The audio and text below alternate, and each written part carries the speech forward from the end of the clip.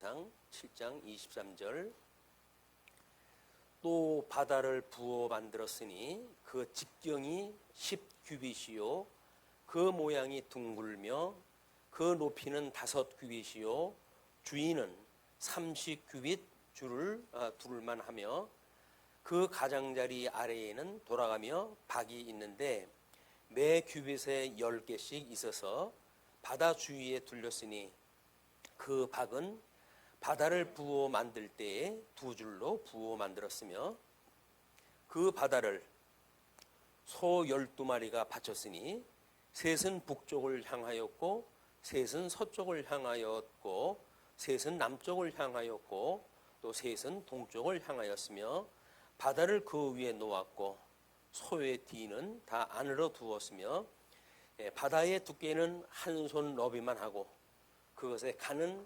백합화의 양식으로 잔가와 또 같이 만들었으니 그 바다에는 2000밭을 담겠더라. 우리는 지금 선민국과 분국 배경에 대하여서 솔로몬이 왕권을 수립을 하고 성전 건축을 했고 다음에 이제 왕궁 건축과 성전에 기구 제조했던 그 내용을 좀 살펴보고 있습니다. 지난 시간에는 7장 13절로 14절까지 노점장 두로의 히람을 고용했던 그런 그 일로부터 낭실의 두 녹기둥 제조했던 장면까지 우리가 확인했다 했고요. 오늘은 23절로 해서 8장까지 갈 수 있으면 가고 해서 그 내용을 한번 확인했다 해보겠습니다. 그래서 일단 우리 7장 13절로부터 기구에 대한 그런 그 내용으로 되어져 있어요. 그래서 성전 안뜰에 있는 것들이 전부 노수로 되어져 있는 것이고, 그 다음에 이제 성소와 지성소 안에는 금으로 되어진 것이 48절로부터 51절까지 금 기구를 제조한 내용으로 좀 소개가 되어지고 있습니다. 그래서 지성소를 중심으로 해가지고 이제 우리 성소가 이루어지고 그 성소의 안뜰과 바깥뜰로 구분이 되어져 가지고 하나님의 이스라엘 백성들이 거할 수 있는 뜰과 또 이방인들이 거할 수 있는 그런 그 뜰을 구분함으로 해가지고 하나님께서는 전부 이렇게 구별을 하셨어요. 그 구별이라고 하는 이야기는 거룩이라고 하는 이야기로 우리가 이해를 갖다 하는 겁니다. 하나님께서 어떻게 거룩함을 구별을 갖다 하시는가에 대한 이야기거든요. 우리가 이제 성소에 대한 이런 그 문제도 노수로 만든 거나 금으로 만든 거나 하나님께서 쓰시는 귀한 도구들이죠. 그럼에도 불구하고 이게 성소 안에 거에는 금 기구를 쓰게 하셨고 그 다음에 성소 바깥의 뜰에는 노수로 되어진 걸 쓰기로 했다고 하는 그 이야기는 나름대로 하나님께서 구별하는 방법들입니다. 이것이 하나님의 그 영광을 구별했다 했을 때 물론 이제 세속적으로는 그걸 상급으로도 이야기를 했다 하고 이렇게 이야기하는데 하나님께서 어떻게 부름을 받은 자들도 또한 이렇게 적재적소에다 두셔가지고 하나님의 주님의 몸된 교회를 이루어가게 하시는가에 대한 이야기이기도 합니다. 우리는 은사 받은 대로 살아가는 거니까 그것이 어떤 건 귀하고 어떤 건 덜하고 한 걸 구분할 수가 없죠. 그렇다고 해서 그것이 차등이 없다고 하는 것처럼 생각이 들게 되면 또 하나님의 지혜로운 생각하고는 차이가 있는 거예요.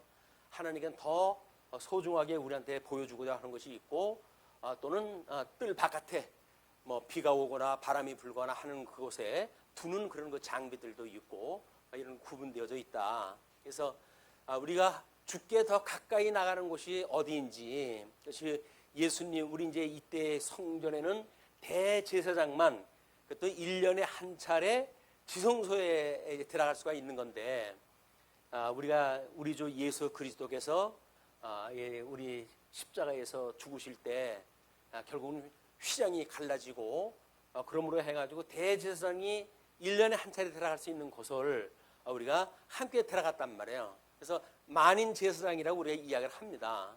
그 만인 제사장이라고 하는 그 이야기는 아무런 차소도 없고 질서도 없느냐라고 하는 것에 우리가 오류에 빠지기가 쉬운 거예요. 왜냐하면 그런 그 일들을 우리가 가볍게 여기게 되면 남을 나보다 낮게 여기게 되는데 그렇지 못하다는 한계에 이제 우리가 노출이 되어집니다. 그래서 주님의 몸된 교회를 섬기는 일에 어떻게 우리가 차선을 따라서 질서 있게 되어지는지 이런 그 내용은 매우 중요한 의미가 있다. 이제 그런 걸 우리가 같이 염두에 두시면서 본문을 한번 보십니다. 일단 바다라고 하는 그 이야기는 솔로몬 성전을 만들 때 등장이 되어지지요. 그러나 이 바다라고 하는 것이 지금 아까 성경에서 이야기했듯이 액체의 용량을 재는 단위가 1밭인데 그 1밭은 약 22리터라고 그랬어요. 그래서 22리터라고 한다면 소위 말해서 스페어깡으로 하나 정도 되어지는 거예요, 그게. 그래서 우리 그 20리터짜리 병에 10개가 들어가는 거니까. 그리고 2,000밭은 약 44,000리터가 된다는 이야기입니다. 44,000. 어마어마하게 큰 거예요, 이거는.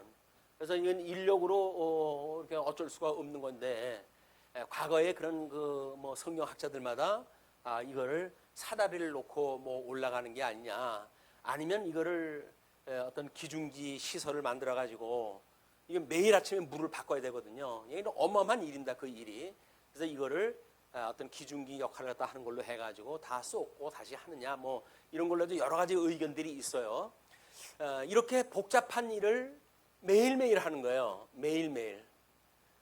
우리는 하나님 앞에 예배를 드린다는 이야기가 일주일에 공식적인 예배, 뭐 오전 예배 드리고 오후 예배 드릴 때 마음이 달라지는 것이 우리인데, 이때 구약시대 때의 사람이 하나님 앞에 예배 드린다는 이야기는 혼신을 다하는 겁니다. 그래서 오죽 이것이 힘이 들었으면, 물론 뭐 장작 패는 일과 물 깃는 일은 이제 그 뭐 종들을 부려가지고 쓰기도 했지만은 제사장들이 30세에서부터 50세까지밖에는 감당할 수 없는 육체적 노동입니다. 이게 육체적 노동. 이런 육체적 노동의 어떤 그 부활을 우리가 이렇게 느낌이 와야 우리 예수님이 대속의 제사로 해가지고 매일같이 우리가 주님 앞에 바로 나갈 수 있는 은혜를 입었다고 하는 그 가치를 우리가 생각할 수가 있는 거죠. 그런 걸 모른다고 한다면 그저 뭐 소나 돼지나 다 받는 거, 뭐 소나 개나 뭐 다 받는 구원, 이렇게 해가지고 싸구려 복음으로 전락을 시키고 예배에 대한 중요성도 무슨 뭐 우리가 뭐 꼭 그렇게 드려야 되나? 라는 생각을 가지고 폄하가 되어지고, 그래서 진중한 우리들의 자세가 이루어지지 않는, 어쩔 수 없어요. 몸을 가지고 있는 인간이 가지고 있는 한계입니다. 이런 걸 우리가 어떻게 하나님 앞에 예배 드리는 마음을 이제 가질 것인가에 대한 이런 걸 살필 수 있는 좋은 기회라고 보여져요, 이게. 자, 그런데 이제 23절에서 이야기했던 것처럼 그렇게 그때는 이제 뭐 30규빗 때는 줄로 해가지고 이제 재고 그러는데, 뭐 직경이라든지 이런 거는 지금 10규빗이라고 이야기를 했고, 이 원둘레는 30규빗이라고 하는 걸로 봐가지고는 딱 지금 3.14로 돌아가는 직경이 되어진 거 아니에요? 그거에 되어가지고 줄기가 30이니까. 그러니까는 3m에 30이면 거의 원형입니다. 거의 원형에 대한 이런 거를 만들었고, 그리고 그 자랑사리에는 또 돌아가면서 방문양을 갖다 접어넣었어요. 매 규빗에 10개씩이니까 30cm 되는데 10개씩. 그 이야기는 우리 뭐 3cm당 하나씩 그 박이 들어가는 아주 예쁘게 모양을 갖다 냈던 그런 그 모습을 볼 수가 있고요.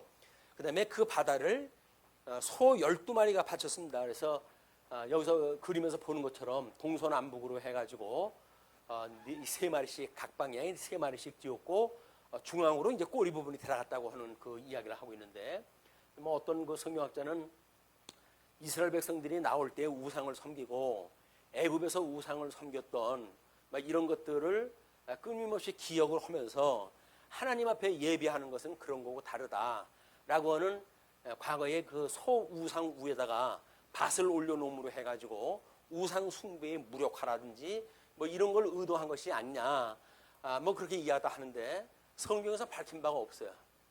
성경에서 밝힌 바는 없고, 어쨌거나 발 아래 둔다는 이야기는 통치 아래 둔다는 개념이고 무엇인가를 위에다 올려놓는다는 이야기는 그걸 이게 통제하고 뭐 이런 그 의미가 있기 때문에 그분들의 연구도 막 그런 걸 기초로 해가지고 만들어졌다고 보여집니다. 그리고 바다의 두께가 손 한 너비만 하다고 그러니까 노수로 해가지고 한 너비면 상당한 거예요. 넓이로 해가지고 그런 걸로 해가지고 좀 바다를 갖다 만들었어요. 그리고 그것에 가는 백합화의 양식으로 잔 가와 같이 만들었고 그 바다에는 2,000밭을 담겼더라 이렇게 되어져 있습니다. 그래서 아마 그런 것 같아요. 우리가 이런 그 일들을 봤을 때 이렇게 성서 뜰 바깥으로 해가지고는 노수로 만드는 것이 있고 그 다음에 이제 그물 안에로 해가지고 금으로 만들었던 떡상 또 등잔 그리고 향단 뭐 이렇게 해가지고 이제 성소에 있고 그다음에 법궤와 시은소로 해가지고 시은소 우리 지성소에 들어가져 있는 성전을 보게 되어지는데 이런 문양에 대한 거를 원천적으로 의미를 보려고 한다면 우리 모세에게 보여줬던 문양입니다 이게. 그래서 히브리서 기자가 이야기하듯이 이거는 천상의 모습을 하나님께서 모세에게 보여주고 모세는 그 문양을 따라 가지고 지금 성막을 갖다 만들었다는 이야기거든요. 근데 이 성막은 이동식이고 우리 솔로몬이 만들었던 그 성소는 고정형이기 때문에 뭐 조금 이제 뭐 만든 규모라든지 이렇게 달라요. 다르지만 우리 요한계시록에 하나님이 계셨던 보좌와 그다음에 뭐 이제 그 24장로들 그다음에 뭐 이 생물이라든지 이런 것이 있는데 맨 아래 부분에 보게 되면 수전 같은 유리바다라고 그런 것이 있어요. 근데 요한계시록에서 말하는 그 바다는 이제 하나님 새 하늘과 새 땅으로 만들어진 그것은 바다가 없습니다. 바다가 없고 바다가 없다는 이야기는 천상계에서 우리가 만들었던 그것이 셋째 날까지는 물과 무추로 나누게 되잖아요. 마지막 셋째 날에 대한 거를 그렇게 했을 때 그 물을 바다라고 칭하고 무추를 육지라고 칭했는데 그 바다가 없어진다는 이야기거든요. 그래서 우리가 그렇게 하나님께서 천상계를 만들어준 배경 아래 넷째 날부터 이 해 아래의 것들도 천상계의 구조 아래에 있는 거예요. 그게 왜냐하면 둘째 날 궁창으로 해가지고 윗물과 아랫물을 나누시고 그리고 둘째 날 그 궁창에다가 해와 달과 별과 24절기와 이런 것들이 다 들어가져 있는 거기 때문에 천상계에 만들어진 그 이야기는 사실은 천하계가 그 안에 포함되어져 있는 겁니다. 그런데 그 포함되어져 있는 천하계에 대한 이야기는 마지막 심판날 전부 불로 태워서 없앤다는 거예요. 그러니까 천상계에 있는 순전한 하나님 앞에 드리는 처소가 이제 새하늘과 새 땅에 대한 이야기고 그 새하늘과 새 땅이라고 만들었을 때에 그 하나님 보좌가 있는 곳 보좌 앞에 7 그 등불이 켜져 있고 또 보좌 주위에는 4 생물이 있고 또 이제 보좌에는 우리 그 법궤가 있는 곳을 이제 그 하나님 보좌로 이야기를 하면 등불이 있고 뭐 이런 거는 우리 성소에서 등잔에 대한 막 그런 것이 있는 걸로 보여지고 그 다음에 이제 그 생물이라고 하는 그 이야기는 우리 성막의 출입구의 문양이 그룹으로 해가지고 문양을 두었다 그랬잖아요. 그 그룹은 제사직을 감당하는 천사로 보여집니다. 그게 그렇기 때문에 에덴 동산에서 쫓겨날 때 그룹과 화영검으로 해가지고 에덴을 막았고 그리고 우리 성막 같은 데는 그 출입구에 이렇게 그룹으로 해가지고 문양을 두었던 일이 있는데 그 내용이 이제 생물, 4 생물에 대한 걸 보여주는 그런 것으로 의미가 보여집니다. 뿐만 아니라 여기 이제 물두멍으로 나와요. 우리 이동식에는 물두멍으로 나오는데 그 물두멍이 우리 솔로몬이 만들었던 거는 놋바다라고 하는 걸로 거대한 바다가 있고 그러면 놋두멍으로 해가지고는 왼쪽에 5개, 오른쪽 5개 아주 이동용으로 되어져 있습니다. 거기서는 제사장이 직접 손을 닦거나 뭐 자기의 이제 그 얼굴을 살피고 그리고 재물을 갖다 씻어내는 그런 일들이 계속되어지기 때문에 물이 엄청나게 들어가는 일입니다. 이게 물이 물로 씻는 그런 그 일이야말로 뭐 세례 요한은 이제 그 물로 해가지고 세례를 주었지만은 물로 세례를 하는 그런 그 일들이 이렇게 하나님 앞에 제사를 드릴 때 엄청난 노동력으로 이것이 드려지는 일들이거든요. 근데 이거를 이제 예수님이 오셔가지고 우리 이제 마지막 선지자라고 이야기를 했으니까 세례 요한한테 세례를 받을 때 세례 요한이 염려를 하잖아요. 어떻게 내가 주님을 세례를 받아 베풀 수가 있느냐라고 이야기를 했더니 이렇게 행하는 것이 하나님의 선을 이루는 일이다라고 하는 걸로 보아서는 세례 요한 마지막 선지자로서 선지자의 일이 이 세례를 베푸는 일들이란 말이에요. 회개를 촉구하고 해가지고 그래서 구약적, 모형적, 예표적 세례를 예수님이 받으심으로 해가지고 구약의 모든 모형적 그 역사적 성취를 다 이루신 거죠. 그 뒤에 이제 직접 공생애가 시작이 되어져 가지고 이제 오늘서부터 이제 뭐 예수님이 나름대로 이제 그 사역을 금식서부터 해가지고 쭉 진행이 되시잖아요. 이것이 구약 성경하고 신약 성경하고 한 구조로 이게 돌아가고 있다는 거예요.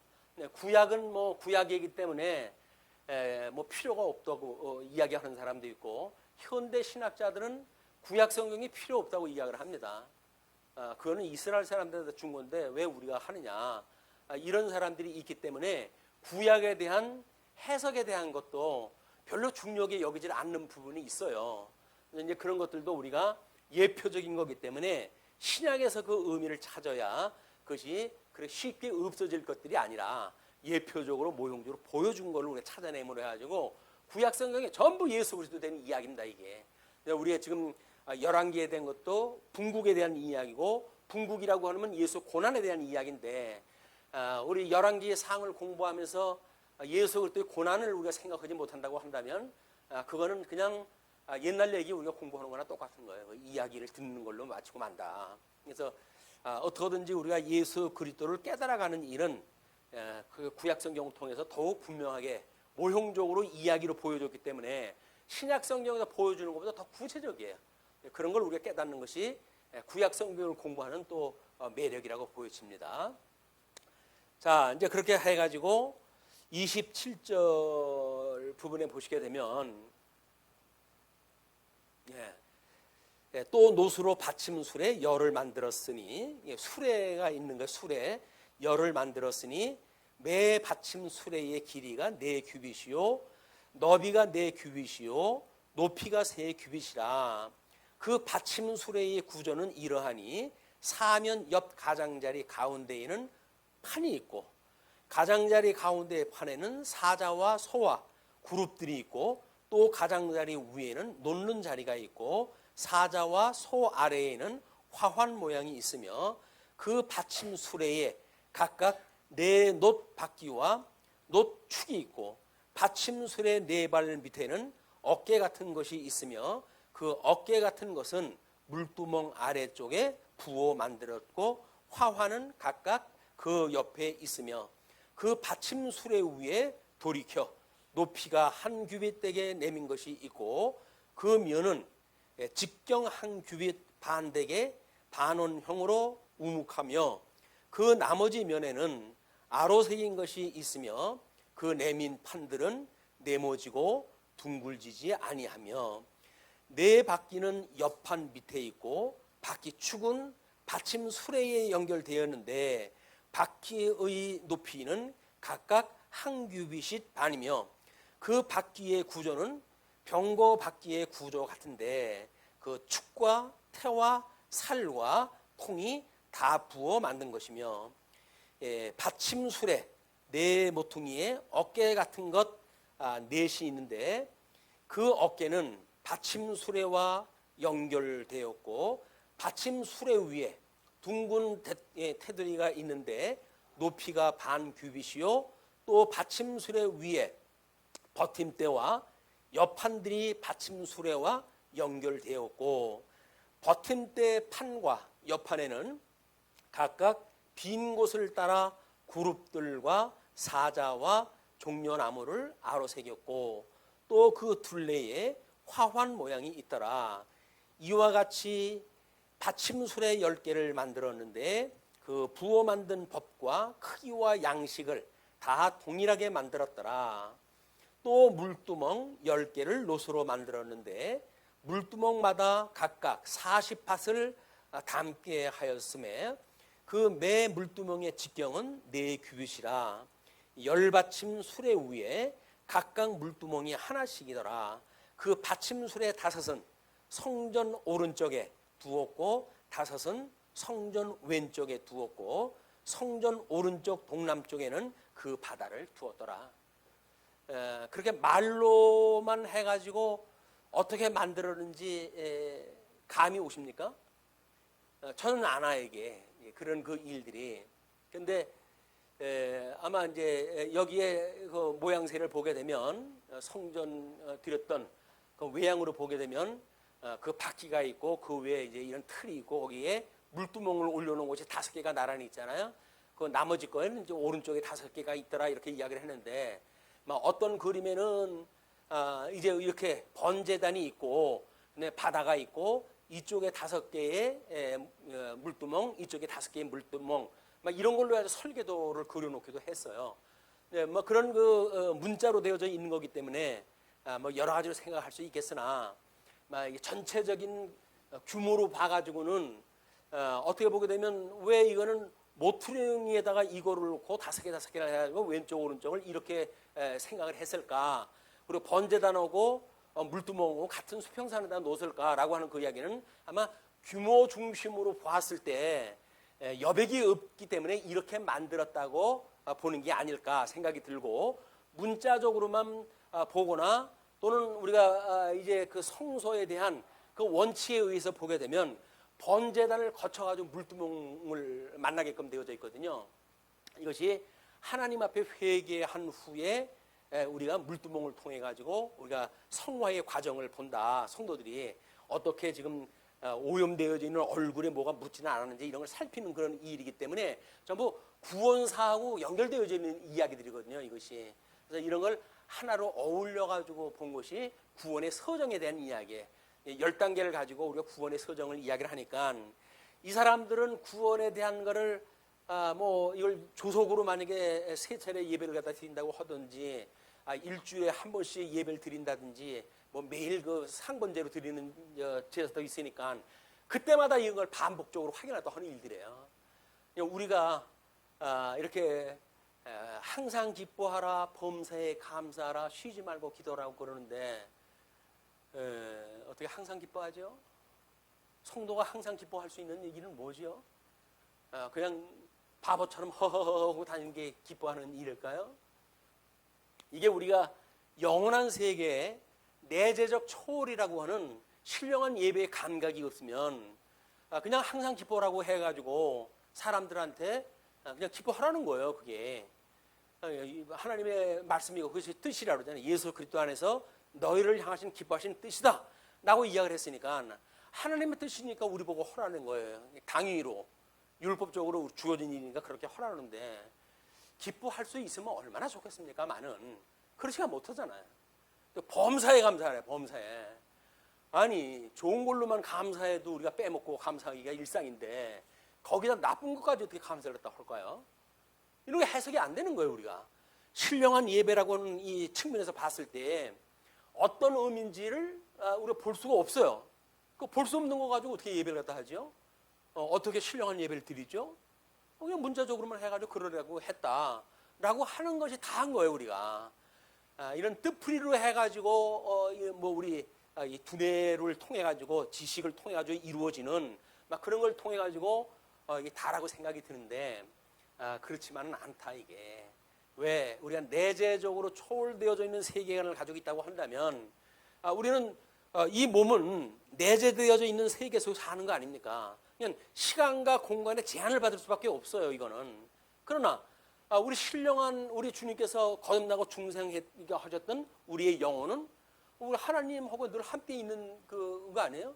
그거는 믿음의 공간으로 해가지고 시간과 공간을 초월하고 있는 우리들의 믿음의 세계인데, 그거와 두 개를 겸하여 해석할 수 있는 방법도 없다고 한다면, 그럼 뭐 육체의 일도 안 하고 신령한 이야기도 포기하고 신앙생활을 어떻게 하는지 모르겠어요. 우리가 그런 그 일들은 매우 자세한 묵상이 필요하고 하나님 앞에 그 말씀을 상고할 때 그런 그 의미가 필요하다. 그런 것이 그 말씀을 가지고 그냥 외우는 게 아니잖아요. 그냥 말씀을 외우는 게 아닙니다. 말씀은 마음에 새기는 일이기 때문에 그 새기는 일을 어떻게 새기는가 그런 그 일들이기 때문에 우리가 내재적으로 가지고 있는 그 아침에도 잠깐 이야기를 했지만 아니 자기 세상의 아버지를 아버지라고 부르지 마라 라고 했던 그 성경 구절을 가지고 육신의 아버지는 아버지라고 부르지 않는 것이 마치 이 신앙생활이라고 칩을 갖다 한다면 그런 막가자라고 하는 신앙이 어디 있어요. 자기 아버지를 아버지라고 안 부르고. 근데 그게 성경에 나와져 있는 구절이니까 세상의 아버지를 아버지라 하지 마라. 성경의 선생을 선생이라고 부르지 마라.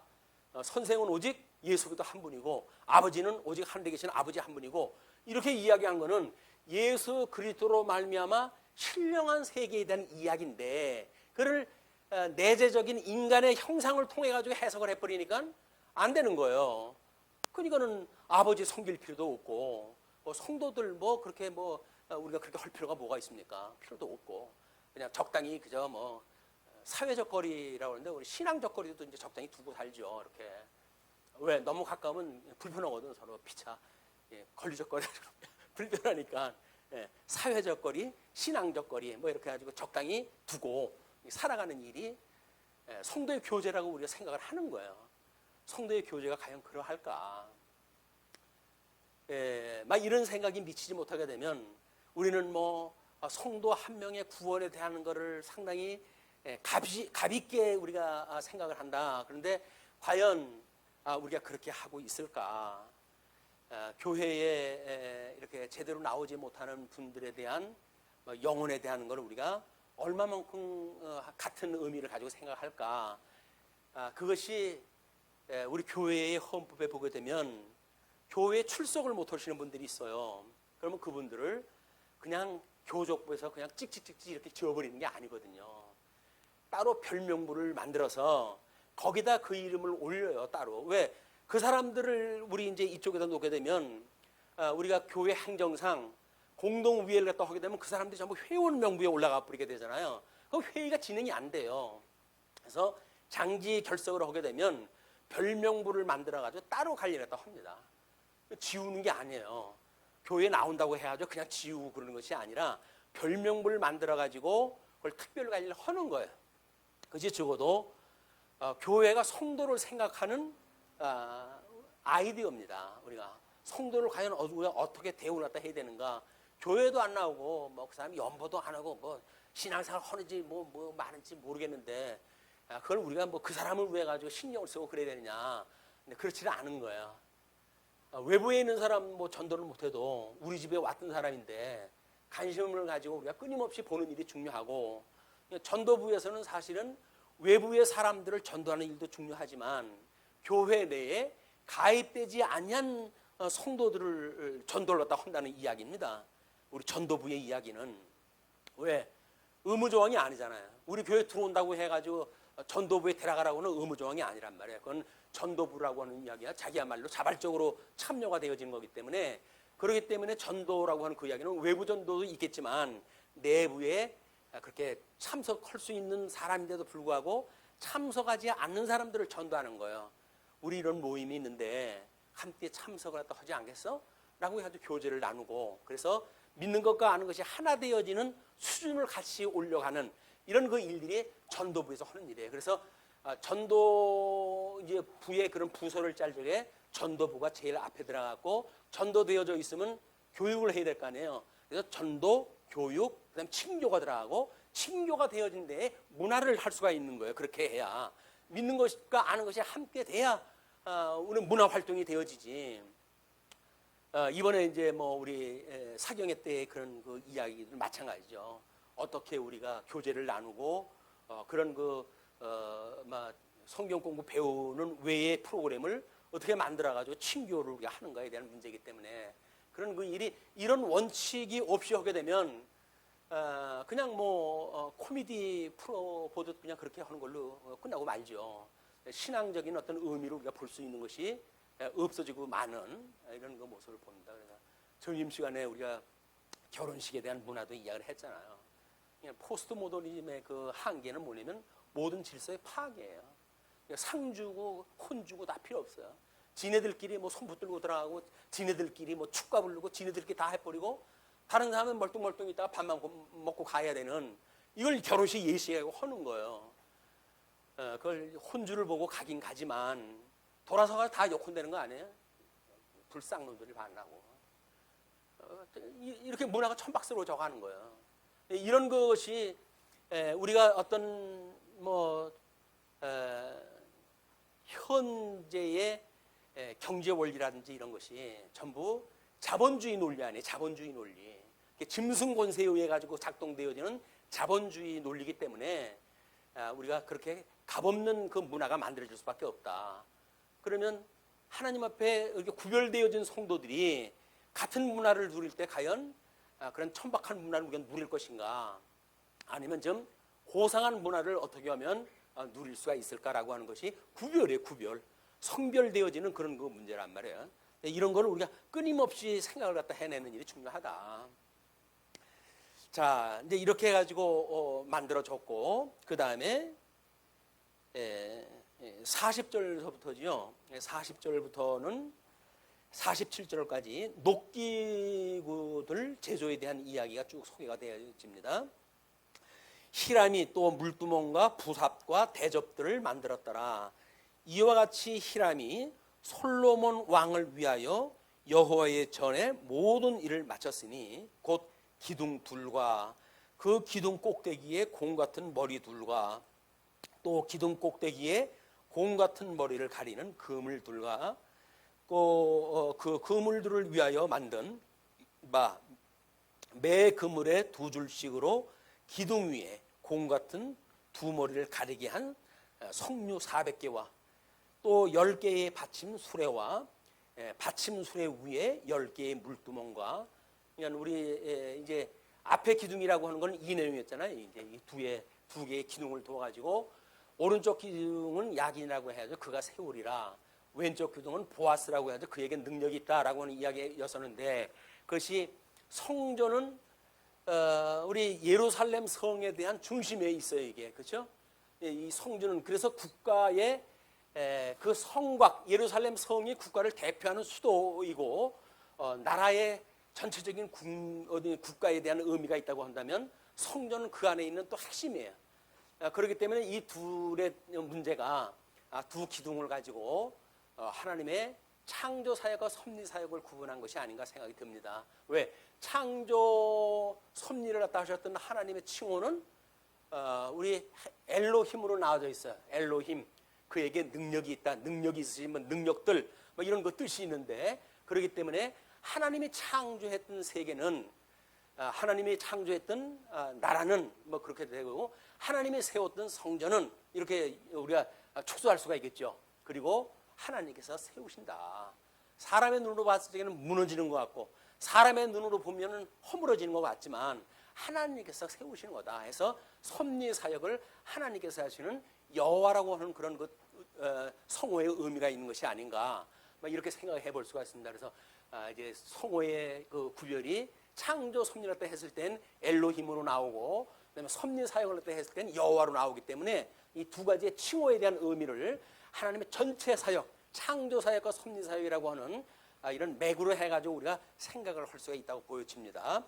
그런 것과 그다음에 이제 아까 이야기했던 이 높바다에 대한 이야기와 또 여기서 이야기했던 물두멍에 대한 이야기가 쭉 되어진 거예요. 그리고 의미를 통해 가지고 이제 우리 성소에 대한 것까지 쭉 살펴봤거든요. 솔로몬이 그렇게 하고 48절서부터 어디까지 읽었어요? 40절 왕이 요단 평지에서 숫꽃과 사르단 사이의 차진 흘리게 그것들을 부어내었더라. 그렇기 때문에 이 녹그릇을 큰 녹그릇을 만들 적에는 예루살렘 있는 데서 만들지 않았을 거예요. 왜? 번잡스럽고 이걸 부어가지고 만들고 그거는 틀도 만들어야 되고 그러기 때문에 찰진 흙들도 많이 들어가고 그런데 그 도성에서 아름다운 도성에서 그걸 만들지는 않았을 거고, 그래서 여기에 그거를 요단 평지라고 이렇게 이야기합니다. 숫꽃과 사르단 사이에 차진 흙에 그것들을 부어내었더라 이렇게 이야기를 합니다. 그래서 기구가 심이 많으므로 솔로몬이 다 달아보지 아니하고 두었으니 그 놋 무게를 능히 측량할 수 없었더라. 일부러 이거에 대한 거를 이 노수를 세지는 않았어요. 그리고 나머지는 어디다 넣어놨다고요? 그 다락방에다 전부 넣는 거예요. 이제 여기에 이런 다락방이 있는데 여기에다 전부 집어 넣어놔가지고 이제 유고시에 뭐 특별한 걸로 사용될 때 또는 뭐 돈이 필요할 때 뭐 이런 걸로 해가지고 그것도 전부 이걸로 다 이제 쌓아놨습니다. 그래서 백성들이 성전을 짓기 위하여 우리 성막 질 때도 그랬잖아요. 백성들이 애굽에서 나올 때 가져왔던 모든 기금속을 다 내어놓는데 그것이 성막을 짓고도 남는 거 아니에요, 그게. 그래서 하나님께서 세우시는 일은 하나님께서 넉넉하게 다 세우시는 일이지 부족하다고 조바심 낼 것도 아니다. 뭐 우리 집사회장님 없는 재정 가지고 살림을 하라고 얼마나 조바심 나겠어요. 그러나 하나님께서 해가신다고 믿고 너무 염려하지 않으셔도 좋겠다는 생각이 듭니다. 아멘 안 하죠? 48절서부터 이제 금 기구를 이야기가 나옵니다. 솔로몬이 또 여호와의 성전에 모든 기구를 만들었으니 금단과 또 진설병의 금상과 내소 앞에 좌우로 5씩 둘 정금 등잔대며 또 금꽃과 금 등잔과 불집게며 또 정금 대접과 그다음에 불집게와 주발과 숟가락과 불을 옮기는 그릇이며 이름이 우리나라 한글 그릇 이름으로 돼 있어가지고 친숙하게 느껴져요. 근데 사실은 그런 이름은 아니에요 이게. 그냥 한국어로 번역을 할 때 우리들이 알고 있는 개념의 단어를 썼기 때문에 뭐 주발이니 무슨 뭐 이런 이름이 있는 겁니다. 그러나 떡상을 놓을 때 받침대 또는 뭐 거기에 잔을 갖다 올릴 때 이제 그런 것들 다 놓는 일이기 때문에 용도가 거의 비슷한 용도로 쓰이는 겁니다. 그리고 이제 또 내소 곧 지성소 문의 금 돌적이와 성전 곧 외소 문의 금 돌적이더라. 그래서 돌적이를 갖다 금으로 만들었어요. 거기는. 그리고 51절 솔로몬 왕이 여호와의 성전을 위하여 만드는 모든 일을 마친지라 이에 솔로몬이 그의 아버지 다윗이 드린 물건 곧 은과 금과 기구들을 가져다가 여호와의 성전 곳간에 두었더라. 나머지 건 전부 곳간에다 이제 넣었어요. 그리고 이제 8장에 넘어가게 되면 그 1절로 9절까지 언약궤를 성전에 옮기는 일이 소개가 되어집니다. 이거는 우리 사무엘서에서 이야기했던 것처럼 성소를 하나님의 그 법궤를 옮긴다는 일은 대단히 중요한 국가사였어요. 그게 온 백성들이 춤을 추고 즐기는 그런 그 일이었고, 이에 솔로몬이 여호와의 언약궤를 다윗성 곧 시온에서 메어 올리고자 하여 이스라엘 장로와 모든 지파의 우두머리 곧 이스라엘 자손의 족장들을 예루살렘에 있는 자기에게로 소집하니 이스라엘 모든 사람이 다 에다님 월 곧 7째 달 절기에 솔로몬 왕에게 모이고 이스라엘 장로들이 다 이름에 제사장들이 궤를 매니라. 여호와의 궤와 회막과 성막 안의 모든 거룩한 기구들을 메고 올라가되 제사장과 레위 사람이 그것들을 메고 올라가매 솔로몬 왕과 그 앞에 모인 이스라엘 회중이 그와 함께 그 궤 앞에 있어 양과 소로 제사를 지냈으니 그 수가 많아 기록할 수도 없고 셀 수도 없었더라. 엄청난 제사를 갖다 드린 거야 하나님 앞에. 이게 그때 당시에 솔로몬의 마음이었어요. 솔로몬을 중심으로 한 그런 모든 지도자들을 하나님께서 마음을 주어가지고 얼마나 그것이 기쁘고 즐거운 마음으로 동참하게 했는지 이것도 우리의 예배의 모습일 거예요.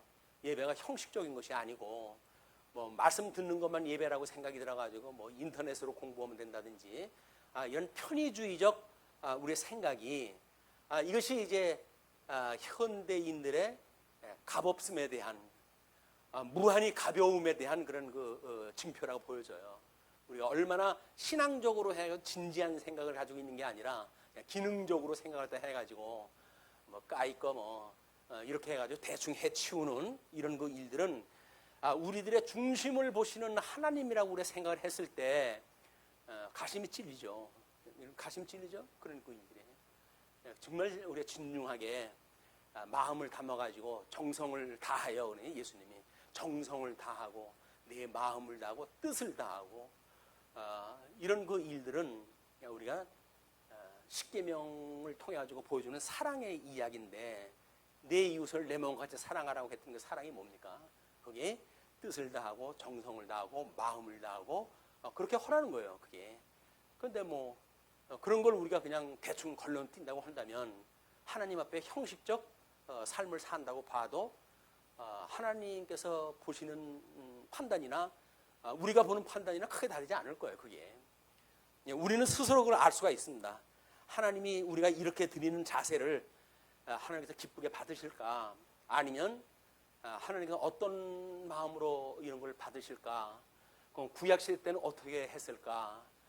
예수님이 오셨을 때는 그들이 어떻게 했을까? 그들이 율법 지키는 일이라든지 이런 거는 우리들이 하는 건 발도 못 쫓아가요. 그 사람들 발뒤꿈도 못 쫓아가요. 그럴 정도로 최선을 다한 사람들이거든요. 그런데 그 사람들에 대하여 예수님께서 회칠한 무덤이라고 이야기를 했어요. 회칠한 무덤들이라고. 과연 우리는 예수님을 믿는다고 하고 살아가니까 그거로부터 뭔가 달라졌을까요? 우리는 더 용서받지 못할 죄를 갖다 짓고 있는 건 아닐까요? 예, 안다고 하면서 우리는 죄를 갖다 짓고 있으니까 그 사람들은 모르니까 그렇게 한 거예요. 근데 우리가 복음을 안다고 하는 사람들이 만약에 대충 우리들의 그런 생각 세계를 가지고 있다고 한다면 회개를 이 시간을 빌어서 우리가 해야 될 거라고 보여져요. 우리가 회개, 우리가 진지한 하나님 앞에 회개가 필요하다. 이것이 이런 마음들이 한국 교회의 지금 교회상이에요. 그게 교회 역사 2000년 동안 그렇게 이게 흘러왔던 겁니다. 다만 이제 그때 하나님께서 성령의 감동을 주어가지고 그런 자들에 의해서 자기의 모든 것들을 부어 넣어가지고 뭐 나름대로 이제 연구를 다 하고 뭐 이런 종교 혁명에 대한 그런 일들을 감안하고 그들이 뭐 대소요리 무답을 만들 적이라든지 이럴 적에도 맨날 며칠 갔다가 뭐 금식 기도도 해가면서 했다는 거 아닙니까? 그만큼 마음을 다 해가지고 그걸 한 거예요. 마음을 다 해가지고 그걸 했는데 한 500년 정도 지나가니까 요즘은 읽지도 않아요. 사람들이 읽지도 않아요. 그 사람들이 그렇게 마음을 다 해가지고 정성을 다 해가지고 이 진리를 위해 가지고 오고 오는 세대에게 이 진리를 전해주리라 라고 해가지고 그걸 쓴 거 아닙니까? 종교 개혁자들에 의해 가지고 웨스트민스터 신도 개요라든지 대서요리 문답이라든지 만들어가지고 이것만은 최소한도 우리 믿음의 후배들한테 전해줘야지. 근데 500년 지났어요. 한국교회 복음 들어온 지 100년 정도 지났어요. 그런 거 보지도 않아요. 그러면 하나님 그때 그분들을 보는 하나님의 마음하고 지금 우리들의 보는 마음하고 어떨까? 이거는 우리가 하나님 앞에 정말 회개해야 될 문제라고 보여집니다. 자, 그리고 이제 그들이 그렇게 해가지고 옮겼을 때 그 이야기가 그 여호와의 궤와 회막과 성막 안에 모든 거룩한 기구들을 메고 올라가되 제사장과 레위 사람이 그것들을 메고 올라가매 솔로몬 왕과 그 앞에 모인 이스라엘 회중이 그와 함께 그 궤 앞에 있어 양과 소로 제사를 지냈으니 그 수가 많아 기록할 수도 없고 셀 수도 없었더라. 제사장들이 여호와의 언약궤를 자기의 처소로 메어 드렸으니 곧 성전의 내소인 지성소 그룹들의 날개 아래라.